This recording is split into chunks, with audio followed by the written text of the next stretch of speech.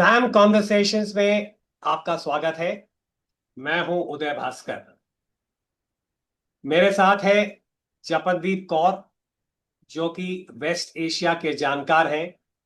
इस वक्त वो जेएनयू में अपना पीएचडी पूरा कर रही है। आज का जो बातचीत हम कर रहे हैं वो है इसराइल का जो हमला। इसराइल ने जिस प्रकार से ईरान के ऊपर हमला किया आज शुक्रवार को, खास इसराइल ने ईरान के जो परमाणु जो इंफ्रास्ट्रक्चर है, जो न्यूक्लियर फैसिलिटीज है, उसके ऊपर उन्होंने हमला किया है। और साथ साथ जो ईरान की टॉप जो मिलिट्री लीडरशिप है, उनके जो न्यूक्लियर साइंटिस्ट हैं, उन सबको उन्होंने टारगेट किया है। और कारण ये है, इसराइल के प्रधानमंत्री बेंजामिन नेतन्याहू ने यह कहा है कि जिस प्रकार से ईरान अपना न्यूक्लियर एनरिचमेंट प्रोग्राम को बढ़ोतरी दे रहे थे, उनके मन में ये कंक्लूजन या असेसमेंट उनका ये था कि ईरान जल्द से जल्दी परमाणु हथियार को प्राप्त करने के मार्ग में पहुंच रहा है, उस लक्ष्य तक पहुंच रहा है। और उसको रोकने के लिए इसराइल ने सेल्फ डिफेंस में ये कदम उठाया है। और नेतन्याहू ने यह भी कहा है कि ये ऑपरेशन अभी ऑनगोइंग है, जारी है, और ये खत्म नहीं हुआ है। और हो सकता है कल या परसों ये इसको और दोबारा ईरान के ऊपर इसी प्रकार का हमला होगा। ईरान ने अपने तरफ से कहा है कि वो जरूर रिटेलिएट करेंगे, जवाब देंगे। और उन्होंने कई सारे ड्रोन अटैक का उन्होंने पहल किया है। अभी हमें स्पष्ट नहीं मालूम है, ठीक नहीं मालूम है कि इसका क्या असर हुआ है इसराइल के ऊपर, कोई डैमेज या कोई वहां पे किसी भी इजरायली लोकेशन के ऊपर कोई भी डैमेज हुआ है कि नहीं, अभी हमारे पास वो असेसमेंट नहीं है। इस दायरे में हमें देखना है कि ये जो पश्चिमी एशिया का जो अभी स्थिति है बहुत ही नाजुक है। और यदि ये जंग बढ़ जाता है तो पूरे क्षेत्र में उथल फैल सकता है। और इससे कई सारे देश प्रभावित होंगे, क्षेत्र में, क्षेत्र के बाहर। और उसमें भारत भी शामिल है, क्योंकि सबसे पहले ईरान और पूरा पश्चिमी एशिया हाइड्रोकार्बन या तेल के लिए एक बहुत बड़ा भंडार है। और तुरंत आज सवेरे जो भी स्ट्राइक हुआ था इसराइल का, ऑयल प्राइस जो होता है अंतरराष्ट्रीय मार्केट में, वो $10 से ऊपर बढ़ गया था। जहां पे कल तक, परसों तक ब्रेंट क्रूड जिसको कहते हैं पर बैरल $65 था, वो $10 बढ़ के 75 तक पहुंच गया था। हो सकता है कि अगर ये जंग और बढ़ेगा तो ऑयल मार्केट और भी इसी प्रकार से बढ़ोतरी हो सकता है। और उससे भारत जैसे देश, जो कि भारत एक बहुत बड़ा तेल का इंपोर्टर है, बहुत नकारात्मक प्रभाव हो। साथ साथ जो मैरिटाइम शिपिंग होता है वो भी प्रभावित होगा। और उससे भारत का जो ट्रेडिंग है, यानी कि भारत एक ट्रेडिंग के ऊपर, काफी व्यापार के ऊपर बहुत आधारित है, वो भी नकारात्मक तरीके से प्रभावित होगा। ये केवल दो मुद्दे, दो पहलू हैं, और भी कई सारे हैं। तो मैं जपनदीप आपसे पूछना चाहता हूं कि आप जिस प्रकार से ये पूरे क्षेत्र को देखते हैं, आज का जो इजरायली अटैक है और भारत के ऊपर किस प्रकार का असर हो सकता है, उसको थोड़ा आप बारीकी में बताएंगे प्लीज, जपनदीप। जी। सबसे पहले तो पश्चिमी एशिया, जैसा कि सर आपने बताया कि एक बहुत ही महत्वपूर्ण क्षेत्र है भारत के लिए, उसकी एनर्जी सिक्योरिटी के लिए। सबसे पहले जैसा कि हमने देखा कि ब्रेंट इंडेक्स के अकॉर्डिंग क्रूड ऑयल के प्राइसेस ऑलरेडी बढ़ चुके हैं, जो कि $75 पर बैरल हो चुके हैं। और हम ये भी देख रहे हैं कि शिपिंग लेन्स इफेक्ट होंगी, जिसकी वजह से कॉस्ट ऑफ ट्रांसपोर्टेशन बहुत इंक्रीज हो जाएगा भारत के लिए। तो ये दो तरीके की चीजें तेल का प्राइस बहुत ऊपर पुश करेंगी। भारत सिर्फ क्रूड ऑयल ही नहीं इंपोर्ट करता, वो और उससे निकली हुई चीजें जैसे एलपीजी, फर्टिलाइजर्स, पेट्रोकेमिकल्स, ये सब भी इंपोर्ट करता है। तो इनके प्राइस में भी हमें एक तरीके की बढ़ोतरी दिखेगी। और उसके बाद हम देख रहे हैं कि इससे रुपी पे भी एक असर पड़ेगा। रुपी ऑलरेडी कमजोर हो गया है डॉलर के मुकाबले। 56 पैसे हम देख रहे हैं। और इससे महंगाई भी बढ़ेगी, क्योंकि ऑयल एक इंटरमीडिएट गुड भी है बहुत सारी और इंडस्ट्रीज के लिए भारत में। तो ये तो कुछ इकोनॉमी के लिए हमारे प्रिडिक्शंस हो गए कि किस तरीके का प्रभाव पड़ सकता है। इसके बाद अगर हम देखें कि भारत के 9 मिलियन नागरिक गल्फ में रहते हैं, काम करते हैं, और उनके रेमिटेंसेस भी हैं जो भारत की इकोनॉमी को महत्वपूर्ण तरीके से प्रभावित करते हैं। ये इंटरेस्ट भी भारत के लिए बहुत इम्पोर्टेंट है, और भारत बहुत ध्यान से इन सभी डेवलपमेंट्स को फॉलो करता रहेगा।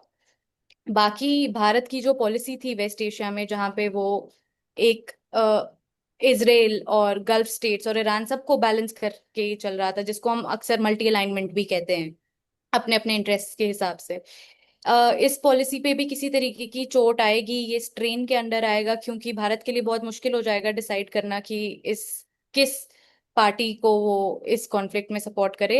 फिलहाल तो भारत ने एक बहुत ही कॉशियस स्टेटमेंट दिया है कि वो चाहते हैं कि सभी पार्टीज डी एस्केलेट करें, और वो बहुत कंसर्न से इस सिचुएशन को देख रहे हैं। जी, तो अभी के लिए प्रिलिमिनरी इम्पैक्ट यही होगा भारत पे। ये आपने जिस बात का जिक्र किया है, जिसको आपने रेखांकित किया है कि भारत के लिए ये जो एक प्रकार का काफी बैलेंसिंग एक्ट है इसराइल और ईरान के बीच में, अपने जो भी रिश्ते हैं उनको सही प्रकार से रखने के लिए ये शायद और कठिन हो सकता है। क्योंकि ये भी एक बात है जिसके ऊपर हमें ध्यान देना है कि नेतन्याहू साहब ने जो कहा है कि शुरुआत ये है कि जून 12 को, यानी कि कल की बात है, कि वियना में आईएईए अर्थात इंटरनेशनल एटॉमिक एनर्जी एजेंसी ने पहली बार शायद 20 साल के बाद उन्होंने एक रेजोल्यूशन अप्रूव किया था, जिसमें उन्होंने कहा कि ईरान जो है एक नॉन न्यूक्लियर वेपन स्टेट के उस रूप में उन्होंने जो एनपीटी के ऊपर हस्ताक्षर किया है कि वो परमाणु हथियार प्राप्त नहीं करेंगे। उन्होंने अपने कुछ कमिटमेंट्स, एनरिचमेंट के जो कमिटमेंट्स होते हैं यूरेनियम का, कि उसका उल्लंघन हुआ था, और उन्होंने ऑन साइट इंस्पेक्शन भी नहीं करने दिया यूएन के इंस्पेक्टर्स को, और उन्होंने उस रेजोल्यूशन को लेके अपना जंग शुरू किया था। और दिलचस्पी की बात यह है कि उस वियना के वोट में हालांकि 19 देशों ने समर्थन दिया था रेजोल्यूशन को कि ईरान ने उल्लंघन किया है, भारत जो है अब्सटेन किया था। 11 देशों ने अब्सटेन किया, जिसमें भारत भी शामिल है। और केवल 3 देश ईरान के पक्ष में थे, वो थे रूस, चीन और एक अफ्रीकन देश। अ, तीसरा देश कौन सा था मुझे याद नहीं आ रहा, Burkina Burkina Faso, Faso. Correct. तो इसका मतलब यह है कि एक प्रकार का जियोपॉलिटिकल एक डिवीजन हो रहा है परमाणु मुद्दे को लेके। तो आपके राय में ये जो परमाणु मुद्दा, ईरान जो ओबामा साहब के टाइम पे जो P5+1 का प्लान था और जिस प्रकार से ट्रंप साहब ने उसको रद्द किया था, आप क्या इसको आपकी इसमें क्या असेसमेंट है कि ये आगे कैसे आगे बढ़ पाएंगे जपनदीप? सर, सबसे पहले तो हमें ये देखना होगा कि जो परमाणु मुद्दा है वो किस तरीके से इवॉल्व हुआ है। हालांकि कुछ प्रॉब्लम्स रही हैं कि ईरान ने आईएईए की इंस्पेक्शन के साथ कंप्लाई किया है या नहीं किया है, लेकिन कई अमरीकी इंटेलिजेंस एजेंसियों ने भी ये निर्धारित किया है कि ईरान जो है वो अभी एक न्यूक्लियर वेपन एक्वायर करने के बहुत करीब नहीं था, हालांकि एनरिचमेंट काफी बढ़ गया था। तो इसराइल की तरफ से इस चीज को एक तरीके का बहाना भी देखा जा सकता है, ताकि जो न्यूक्लियर डील की नेगोशिएशंस आगे बढ़ रही थी उनको डिरेल किया जाए, उनको सैबोटाज किया जाए, क्योंकि ये इसराइल के हित में नहीं होता। बाकी रही बात की डील का कोर्स क्या था, डील किस रास्ते पे जा रही थी, वो ऐसा था कि जो डील के इनसाइडर रिपोर्ट्स के अकॉर्डिंग जो डील के कॉन्टोर्स थे मोस्टली वो जेसीपीओए से ही सिमिलर थे। इसीलिए ट्रम्प का एक बहुत बड़ा मसला इस डील से ये था कि ये जेसीपीओए से बहुत सिमिलर है, और इसमें जीरो एनरिचमेंट का क्लॉज डाल के वो इसको जेसीपीओए से डिफिकल्ट से डिफरेंट करना चाहते थे, उसे अलग बनाना जब चाहते थे। JCPOA कह रहे, मैं दर्शकों के लिए समझाने के लिए पूछ रहा हूं, आप ओबामा साहब का प्लान की बात कर रहे हैं, हाँ जी, मैं जो ओबामा साहब, 2015 की जो P5+1 कहते हैं। जी, ठीक है। E5+1 डील की बात कर रही हूँ। और ट्रम्प ने उस डील से विड्रॉ भी इसी बात पे किया था कि जो डील है वो ईरान के रीजनल एक्सेस ऑफ रेजिस्टेंस को एड्रेस नहीं करती, उसके मिसाइल प्रोग्राम को एड्रेस नहीं करती। अब क्योंकि जो नई डील नेगोशिएट की जा रही थी वो भी एक तरीके की रीहैश्ड, एक नए तरीके का जेसीपीओए ही था, इसलिए इसको अलग बनाने के लिए एक जीरो एनरिचमेंट का क्लॉज डाला जा रहा था इसमें, जो कि अमेरिका भरपूर तरीके से जानता था कि ईरान के लिए एक रेड लाइन है जो कि वो क्रॉस नहीं करेगा। पर इस तरीके के एस्केलेशन को परस्यू करके कि अमेरिका या इसराइल कोई भी ईरान को अटैक कर सकता है, वो चाह रहे थे कि ईरान इस कंडीशन पे मान जाए और वो जीरो एनरिचमेंट के लिए मान जाए। लेकिन ये एक तरीके की बात थी ट्रम्प एडमिनिस्ट्रेशन में। ट्रम्प एडमिनिस्ट्रेशन के कुछ ऑफिशियल्स यानी उनके चीफ नेगोशिएटर्स एक दूसरा रास्ता भी परस्यू कर रहे थे, जहां पे वो चाहते थे कि इनरिचमेंट को अभी के लिए रोका जाए और फ्यूचर में ईरान को इनरिच करने दिया जाए। लेकिन फ्यूचर में जो ये न्यूक्लियर फ्यूल है ये एक रीजनल कंसोर्टियम से आए, जो कि ईरान की न्यूक्लियर पावर प्लांट्स और उसके सिविलियन न्यूक्लियर प्रोग्राम को एनरिच कर सके। और इसका हिस्सा बाद में सऊदी अरेबिया या यूएई भी बन सकते थे, क्योंकि वो भी एक सिविलियन न्यूक्लियर प्रोग्राम परस्यू कर रहे थे। लेकिन इस टाइम पे अगर ये डील हो जाता, और हम ये भी देख रहे हैं कि किस तरीके से अ, अमेरिका ने पिछले कुछ दिनों में इसराइल को नजरअंदाज भी किया है, चाहे वो उनकी डील हो सीरिया के साथ और उनसे सैंक्शंस हटाना हो, चाहे वो उनको अपनी मिडिल ईस्ट विजिट पे ना इंक्लूड करना हो, चाहे वो डील हो हूथीज के साथ, चाहे वो डील हो हमास के साथ एक हॉस्टेज रिलीज करने के लिए। इस तरीके से वो इसराइल को बहुत नजरअंदाज भी फील हुआ अमेरिका की तरफ से। तो इस तरीके की एस्केलेशन करके शायद मकसद ये भी हो सकता है कि अमेरिका उनके फेवर में पार्टिसिपेट करे, वो अपनी इस डिप्लोमेटिक आइसोलेशन को जो बाकी यूरोपियन देशों की तरफ से भी आ रही है इसको भी एड्रेस कर सके। तो ये इस वक्त का वो रहेगा। ये जो अमेरिका की भूमिका जो है ना, एक प्रकार से मैं कहूंगा कि ये बहुत ही जटिल भी है, और इसमें कई सारे विरोधाभास है, यानी कि कई सारे कॉन्ट्रडिक्शंस है। अर्थात ये कि ये बात सही है कि जैसे आज सवेरे अटैक हुआ था, अमेरिका के जो विदेश मंत्री, जिनको सेक्रेटरी ऑफ स्टेट रूबियो साहब है, उन्होंने तुरंत एक बयान दिया था कि अमेरिका इज नॉट इन्वॉल्व, कि इसराइल ने ये जो एक्शन लिया है, जो भी उन्होंने मिलिट्री ऑपरेशन, इसका नाम राइजिंग लायन है, जो कि बाइबल जी। से लिया गया है, कि इसराइल को एक प्रकार से राइजिंग शेर या उस प्रकार का उन्होंने एक प्रतीकात्मक रूप से उन्होंने उसका लिंकेज किया है। परंतु हम ये भी जानते हैं कि रिपोर्ट्स के मुताबिक अमेरिका जो है, नौसेना अपना जो एयरक्राफ्ट कैरियर है, उसको अभी वो अरेबियन सी के तरफ उनको डाइवर्ट किया है। तो लगता है कि अगर मान लीजिए ऑपरेशन कल परसों भी चलेगा इसराइल के तरफ से, तो अमेरिका कुछ प्रकार का समर्थन, खास सर्वेलेंस या निगरानी के लिए वो देने के लिए तैयार है। मेरा व्यक्तिगत राय यह है कि नेतन्याहू साहब जो भी कहे पब्लिक में, वो बिना अमेरिका के मंजूरी से वो शायद इतना बड़ा बड़ा कदम शायद नहीं उठा पाए। क्योंकि ये बात भी सही है कि पिछले साल के हमले के बाद ईरान का जो कन्वेंशनल मिलिट्री है वो काफी कमजोर हो गया है। यानी कि उनकी जो एयर डिफेंस वगैरह जिसको कहते हैं, जैसे हमने ऑपरेशन सिंदूर में देखा है, ईरान का एयर डिफेंस काफी कमजोर है, इसलिए इसराइल ने इस प्रकार का हमला किया है।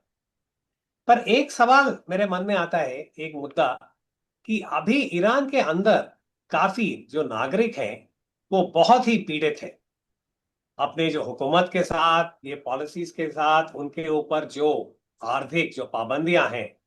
तो आपको क्या लगता है कि आज का जो एक्शन इसराइल ने किया है, उससे ईरान के अंदर जो अंदरूनी राजनीति है, जो पार्टी है, जो सुप्रीम लीडर का जो पोजीशन है, इसमें कोई उथल हो सकता है, जपनदीप? सर सबसे पहले तो जैसा कि आपने बताया कि इसराइल की हुकूमत से अक्सर जो उसके नागरिक हैं कुछ किसी तरीके का ईरान की हुकूमत से जो उसके नागरिक हैं किसी तरीके का डिस्कंटेंट रहा है हमेशा से। लेकिन हमें ये भी देखना होगा कि अक्सर जो इसराइल और ईरान के बीच के मतभेद हैं उनको प्रिसिजन स्ट्राइक्स का नाम दिया गया था, यानी कि वो मिलिट्री फैसिलिटीज को टारगेट कर रहे थे, या वो न्यूक्लियर फैसिलिटीज को टारगेट कर रहे थे, या वो ऐसे लोगों को टारगेट कर रहे थे जो मिलिट्री या न्यूक्लियर एस्टेब्लिशमेंट से रिलेटेड थे। पर इस बार के अटैक में हमें एक अलग सी चीज भी दिखी है जहां पे सिविलियंस को अफेक्ट किया गया है।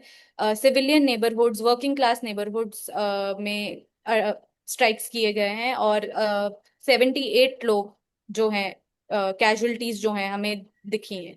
तो इस बार वो डिस्कंटेंट बहुत बढ़ जाएगा, सिर्फ हुकूमत के साथ नहीं, हुकूमत के साथ तो बढ़ेगा ही अकाउंटेबिलिटी के दायरे से, लेकिन ये बढ़ेगा इसराइल के साथ भी, इस हवाले से कि उन्होंने प्रिसीजन स्ट्राइक्स का वादा किया था कि इसराइल सिविलियन इंफ्रास्ट्रक्चर को नहीं अटैक करता है, पर इस बार क्लियरली हमको दिखा है कि ये हुआ है।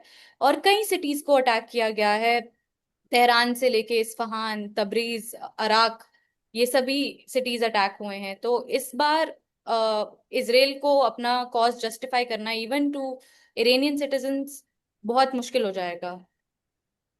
और जहां अभी तक ये रही लीडर की बात, काफी मीडिया रिपोर्ट्स में जो टॉप लीडरशिप है उसको और उसको कंफ्यूज किया जा रहा है मिलिट्री लीडरशिप के साथ। तो अगर हम देखें तो जो चीफ ऑफ स्टाफ हैं आर्मी के, उनकी मौत हुई है।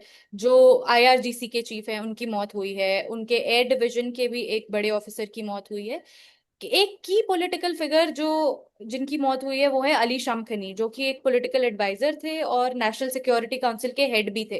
पर हमको ये याद रखना होगा कि ये मिलिट्री इस्टेब्लिशमेंट का हिस्सा है, ये पॉलिटिकल इस्टेब्लिशमेंट का हिस्सा नहीं है। तो इस वक्त पॉलिटिकल एस्टेब्लिशमेंट को कोई खतरा नहीं दिखेगा, लेकिन हम एक जेनरेशनल चेंज देख सकते हैं मिलिट्री लीडरशिप में, क्योंकि जो लोग अभी इस लीडरशिप पोजीशन में थे ये सब ईरान इराक वॉर के वेटरन्स थे। तो इनकी अप्रोच किसी भी एस्केलेशन को लेके बहुत ही कॉशियस थी। लेकिन अब एक ऐसी जेनरेशन हेल्थ में आएगी जो कि जिसने वॉर देखा ही नहीं है, तो वो किस तरीके की पॉलिसी परस्यू करेंगे ये बहुत डिफिकल्ट हो जाएगा। और ये किस तरीके से आईआरजीसी और आर्मी के पावर स्ट्रक्चर्स को चेंज करेगा ये भी अभी हमें देखना पड़ेगा। ये आपने बहुत ही एक खास बात को रेखांकित किया है कि ईरान के अंदर जो मिलिट्री लीडरशिप है कि उनका जो जनरेशनल चेंज किस प्रकार से होगा। पर अभी समय कम है, तो संक्षेप में हम यही कह सकते हैं कि आज जो इसराइल ने हमला किया है ईरान के ऊपर, ये एक बहुत बड़ा कदम है, सैनिक दृष्टिकोण से और सामरिक दृष्टिकोण से भी। अगर ईरान का रिस्पांस बढ़ जाएगा या ईरान के कोई प्रॉक्सी एक्टर जैसे हौती है या हमास है, अगर वो भी इसमें शामिल होंगे, तो पूरे जो क्षेत्र में पश्चिमी एशिया की जो सुरक्षा और जो स्थिरता है वो बहुत ही नकारात्मक तरीके से प्रभावित होगा। उससे भारत जैसे देश भी प्रभावित होंगे। और हमें देखना है कि अगले 2-3 दिन में ये जंग या जो एस्केलेशन की बात हम करते हैं कि वो किस दिशा में जाएगा। जपनदीप जी, सैम कॉन्वर्सेशंस में शामिल होने के लिए बहुत धन्यवाद, और दर्शकों को भी धन्यवाद। अभी ये हम देखते रहेंगे कि पश्चिमी एशिया में किस प्रकार से उथल बढ़ेगा, या अमेरिका किसी प्रकार से इस जंग को रोक पाएगा। हालांकि वो भी बहुत ही स्लेटी है, क्योंकि अमेरिका और वेस्ट एशिया और परमाणु मुद्दा जो है वो बहुत ही जटिल है। और अमेरिका ने कई बार ऐसे कदम लिया है जो कि एक प्रकार से गलत भी थे। और हालांकि कम समय में मैं इसी बात को दोहराना चाहता हूं कि 2003 में अमेरिका ने जब इराक के ऊपर हमला किया था, उन्होंने कहा कि इराक के पास महाविनाशक हथियार हैं। वो गलत साबित हुआ था। यानी कि यूनाइटेड नेशंस में उस वक्त अमेरिका के विदेश मंत्री कॉलिन पावल साहब, जो कि एक आर्मी के जनरल थे, उन्होंने गलत बयान दिया था, जी। जानबूझ के गलत बयान दिया था। तब से मैं कहूंगा कि अमेरिका की जो विश्वसनीयता है इस क्षेत्र में, परमाणु हथियार और वेस्ट एशिया में, उसके ऊपर कई सारे सवाल उठाए जाते हैं। तो अभी देखना है कि अमेरिका जो है किस प्रकार का भूमिका निभाएगा, वो पॉजिटिव या सकारात्मक रहेगा या नकारात्मक। उस बात पे थैंक यू, धन्यवाद। और फिर हम सैम कॉन्वर्सेशंस लेके आपके पास फिर शामिल हो। धन्यवाद।